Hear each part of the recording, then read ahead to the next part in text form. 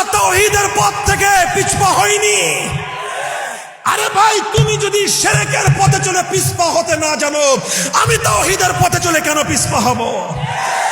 তুমি যদি বাতিলের পক্ষে চলে লড়াই করতে প্রস্তুত হও, আমি হকের পথে থেকে লড়তে আমার কিসের ভয়? তুমি যদি বাতিলের পক্ষ হয়ে লড়াই করার জন্য ময়দানে নামতে পারো, আমিও হকের জন্য শুধু ময়দানে নয়, রক্ত দেওয়ার জন্য প্রস্তুত আছি। ইমামে আজম আবু হানিফা রহমতুল্লাহ আলাইহি হকের পথে অটল থাকতে গিয়ে সেই যুগে কারাগারে বিষ প্রয়োগ করে তাকে হত্যা করা হয়েছে। ইমামে আহমদ ইবনে হাম্বল রহমতুল্লাহ আলাইহি হকের ঝান্ডা সমুন্নত করবার জন্য সেই যুগে তাকে কারাগারের অন্ধকার প্রকোষ্ঠে নিক্ষিপ্ত হতে হয়েছে। প্রতিদিন তার শরীরের মধ্যে ব্যত্যাঘাত করে করে রক্ত ঝরানো হয়েছে। ইমাম ইবনে তাইমিয়া রহমতুল্লাহ আলাইহি সেই যুগে জালিমের মোকাবেলা করে জুলুম এবং নিগ্রহের শিকার হয়েছেন। আরো বহু আগে ইমামে বুখারী রাহমাতুল্লাহ আলাইহি হকের ঝান্ডা সমুন্নত করতে গিয়ে নিজের দেশ থেকে দেশান্তরিত হয়েছেন। মুহাদ্দিস আজম সুফিয়ানে সাউরি রাহমাতুল্লাহ আলাইহি হকের ঝান্ডা সমুন্নত করতে গিয়ে এলাকা ছাড়তে বাধ্য হয়েছেন।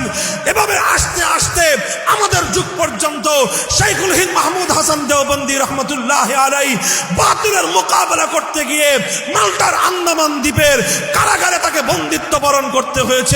শাইখুল ইসলাম হুসাইন আহমদ মাদানী রাহমাতুল্লাহ আলাইহি হকের ঝান্ডা সমুন্নত করতে গিয়ে জালিমের কারাগারে তাকে বন্দী হতে হয়েছে। শাইখুল হাদিস আল্লামা আজিজুল হক রাহমাতুল্লাহ আলাইহি হকের ঝান্ডা সমুন্নত করতে গিয়ে বাতিলের সঙ্গে টক্কর দিতে গিয়ে বারবার কারাবরণ করতে হয়েছে। মুজাহিদে ইসলাম শাইখুল হাদিস আল্লামা জুনায়েদ বাবু নগরী আল্লাহর পয়গম্বরের ইজ্জতের হেফাজতের আন্দোলনকে সারবুলন্দ করবার জন্য, ঝান্ডা সমুন্নত করবার জন্য কারাগারে বন্দিত্ব বরণ করে চরম নির্যাতন স্বীকার করে জীবনকে ঝুঁকির মুখে ফেলতে হয়েছে। মুফতি ফজলুল হক আমিনী রহমতুল্লাহ আলাইহি হকের ঝান্ডা হেফাজত করতে গিয়ে কারাগারে বন্দিত্ব বরণ করে দুর্ভোগ নির্যাতন স্বীকার করে তিলে তিলে শাহাদাতের নিয়ন্ত্রণে রাখবে। আর এই দুইজন খালি তোমাদেরকে গোল দেওয়ার চেষ্টা করবে।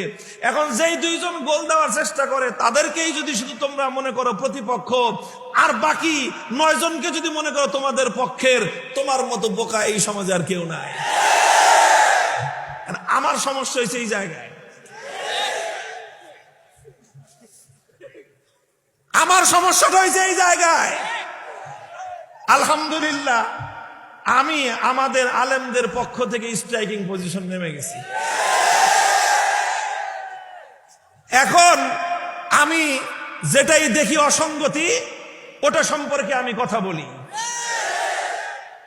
যখনই দেখি এটা ইসলামের সাথে যায় না, কথা বলবোই। আমরা কথা বলার দায়িত্বই আমার, কারণ আমি স্ট্রাইকিং পজিশনে আছি। কিন্তু বোকার দল মনে করছে খালি আমি বুঝিওয়ার বিপক্ষে, আর মনে করছে সব আলেম যারা বেশি কিছু কয় না মনে করছে ওদের পক্ষে। দুনিয়াতে তোমাদের চেয়ে বোকা কেউ নাই। সমস্ত উলামায়ে কেরাম তাওহীদের পক্ষে এক এবং অভিন্ন। যেখানে শিরকের বিরুদ্ধে লড়াই, সেই লড়াইয়ের ময়দানে হাক্কানি উলামায়ে কেরামের মধ্যে কোনো মতবিরোধ নাই। আমরা সবাই এক এবং অভিন্ন সুরে কথা বলতে প্রস্তুত।